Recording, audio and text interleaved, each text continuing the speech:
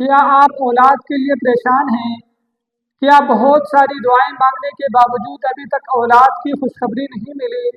کیا کبھی کبھی آپ کے دل میں مایوسی پیدا ہوتی ہے؟ تو ناظرین، آج کی ویڈیو آپ کے لیے ہے۔ یاد رکھیں کہ اولاد صرف اللہ تعالیٰ کے اختیار میں ہے۔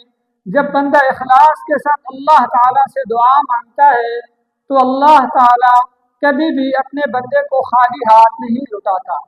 آج میں آپ کے لیے قرآن مجید کا ایک نہایت ہی بابرکت دعا اور وظیفہ لے کر آیا ہوں۔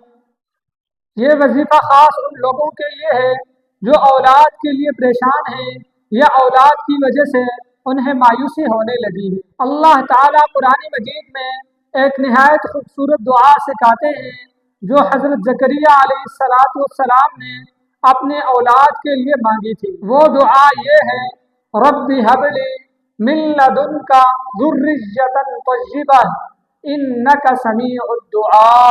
رب ہب لی من لدنک ذریۃ طیبہ انک سمیع الدعاء۔ ناظرین، اگر کوئی شخص اس دعا کو سچے دل، کامل یقین اور اللہ تعالیٰ پر بھروسے کے ساتھ پڑھتا ہے تو اللہ رب العزت کی ذات اس مبارک دعا کی وجہ سے اسے ضرور اولاد کی نعمت عطا فرماتا ہے۔ یہ وظیفہ زیادہ سے زیادہ پڑھا کرے، انشاءاللہ العزیز اس کی برکت کی وجہ سے اللہ رب العزت آپ کو نیک اولاد، صالح اولاد عطا فرمائے گا۔